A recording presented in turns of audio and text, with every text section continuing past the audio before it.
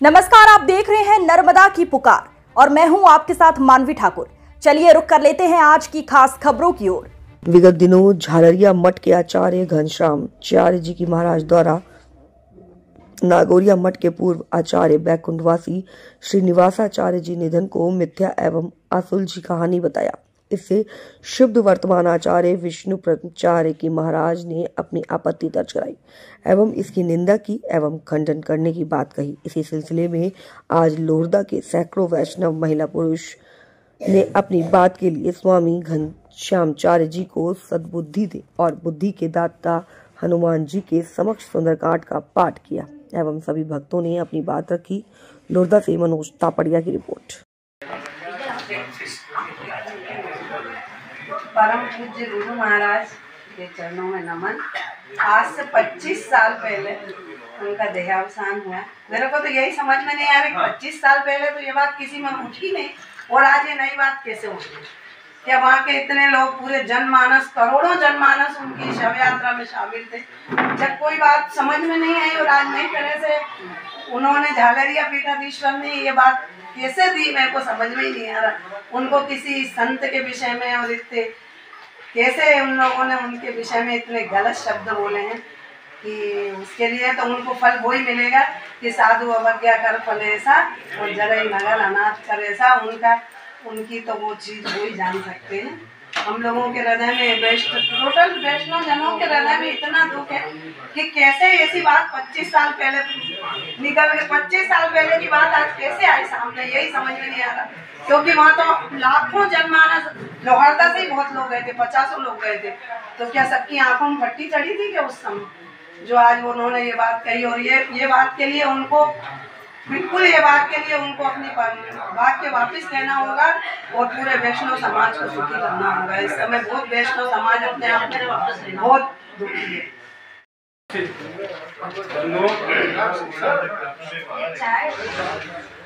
आज हम सब लोग जो एकत्रित हुए हैं उस विषय से सब लोग परिचित हैं। डॉक्टर साहब ने बताया कुछ स्वामी जी के बारे में,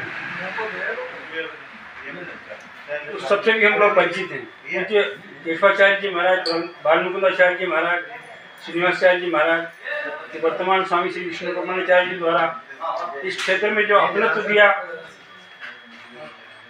अभी जैसे उन्होंने अपने आशीर्वचन में भी कहा आचार्य अभिमान, वास्तव में आचार्य अभिमान उन्होंने पैदा किया हम लोगों के बीच में। आचार्य की महिमा का साथ साथ भगवत भक्ति में हम लोगों को लगाया। हम उन लोगों के बड़े कृतज्ञ हैं, ऋणी हैं। पूज्य स्वामी जी के बारे में झालरिया मठ के पीठाधीश्वर द्वारा जो आरोप लगाया, उनके बारे में जो मिथ्या बात कही, वास्तव में बड़ी दुखदाई रही और उसी का परिणाम है कि हम यहाँ एकत्रित हैं। पूज्य स्वामी जी को भी काफ़ी दुख हुआ।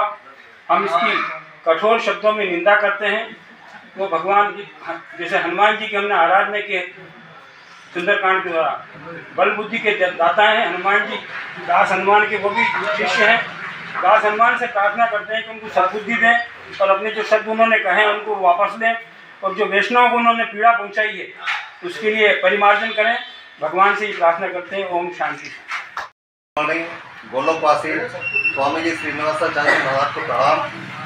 बंधुओं, कलयुग में सत्ययुग की याद को ताजा करते हुए घनश्यामाचार्य महाराज ने जिस तरह से सीता के प्रति अयोध्या वासियों ने कुठाराघात किया था, ठीक उसी तरह से घनश्यामाचार्य महाराज ने हम वैष्णव की पवित्र भावना को भ्रमित करने का प्रयास किया है।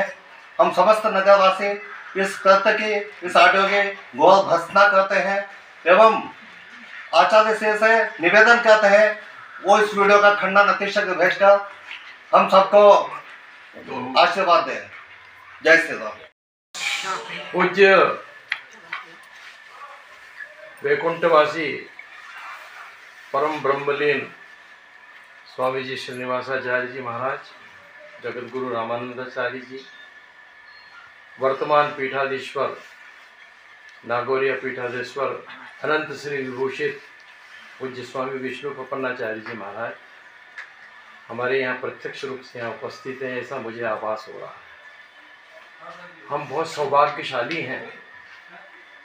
विशेष रूप से लोहारदा के निवासी कि 4 पीढ़ियों का वरद हमारे यहाँ निरंतर आशीर्वाद, हमें उनका आशीर्वाद, उनका मार्गदर्शन, उनकी धार्मिक प्रवचन हमें सुनने को मिला।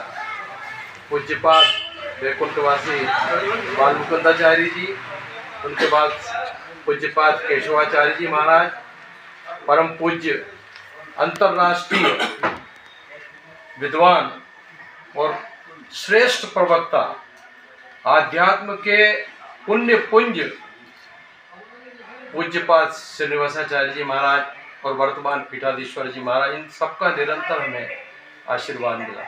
मुझे कल परसों एक खेद भरा उनका एक वीडियो सुनने को मिला। तुरंत मैंने मित्र मंडल पर लिखा तो बताया इसने, नरेंद्र मोदा जी ने, कि ये वहाँ से कोई गलत प्रक्रिया पूज्य श्री घनश्यामाचार्य जी के डीडवाना, जो मतलब गुमास्ता नगर में जो उनका आश्रम है, वहाँ से कुछ एक वायरल हुआ है वीडियो। मैं आपको एक बात बताना चाहता हूँ कि मैं पूज्यपाद ब्रह्मलीन नित्य लीलालीन श्रीनिवासाचार्य जी के सानिध्य में बहुत रहा।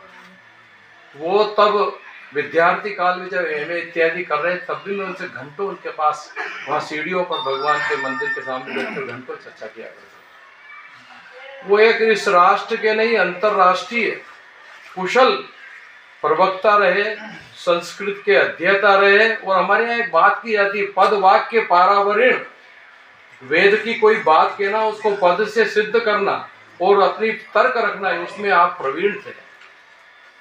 और जितने महान लोग हुए, मैं आपको एक बात बताना चाहता हूँ, उनकी जीवन लीला बहुत कम समय के लिए रही। चाहे आप शंकराचार्य जी का उदाहरण ले लें, 32 वर्ष में इस धराधाम को छोड़कर, धर्म का प्रसार करके और धराधाम को छोड़कर वो ब्रह्म में लीन हो गए, भगवान के विग्रह में लीन हो गए। तो इन पर जो एक मैंने सुनने को मिला, मुझे तो बड़ा आश्चर्य हुआ कि ऐसे विद्वान पुरुष अपनी आत्मदेह का क्यों त्याग करेंगे। दूसरी बात यह है कि एकादशी का जिस दिन व्रत था और फलाहार लेके सोए, उनको निश्चित रूप से जो है, जिसको क्या बोलना चाहिए, मोक्ष प्राप्ति की साधना की और मोक्ष की ओर चले गए, ऐसा मेरा मानना है। ये हमारे यहाँ लिखा है, साधु अवज्ञा खरपल ऐसा, जारा नगर अनाथ कहूं जैसा। जो इस संसार में चाहे संत हो चाहे महापुरुष हो, संतों पर जो मिथ्या आरोप करता है, ये उनसे जो भी उनके बारे में कुछ अनर्गल प्रलाप करता है, उनकी गति निश्चित अच्छी नहीं होती, ऐसा मेरा मानना है।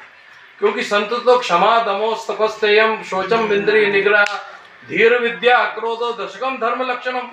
संतों के तो लक्षण है कि वो क्षमावान होते हैं, उनका कोई अजात शत्रु होते हैं, उनका कोई शत्रु ही नहीं होता है।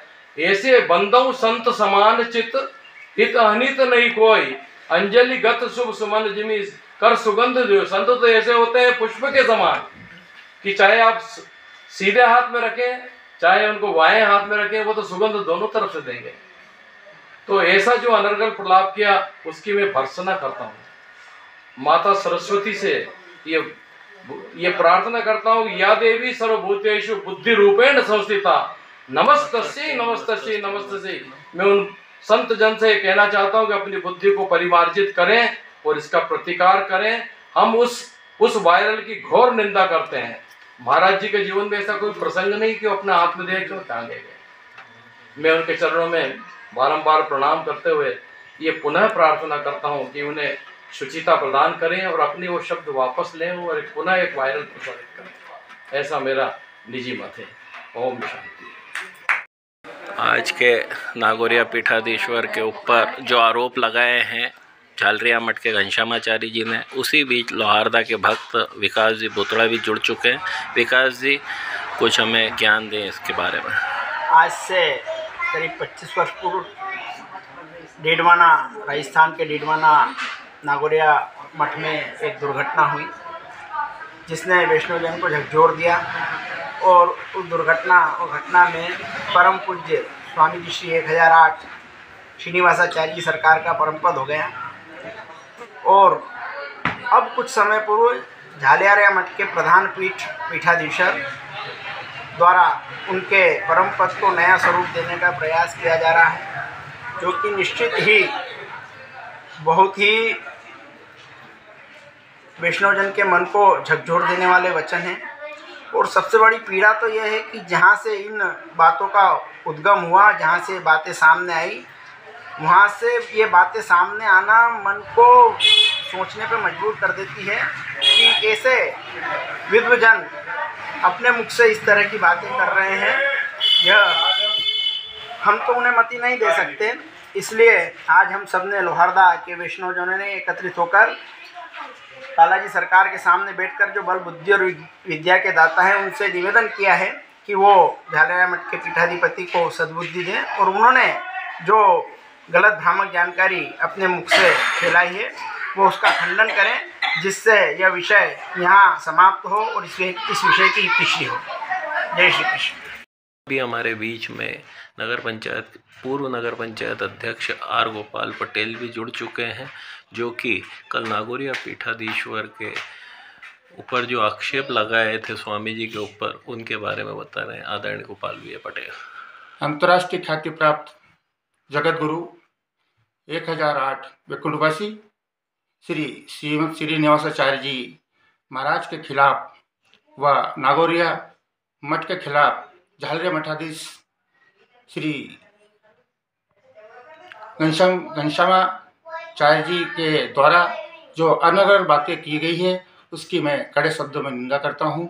और ऐसे महान बड़े संतों के द्वारा ऐसी भाषा का बोलना अशोभनीय है। बस इतना ही कहना चाहता हूँ।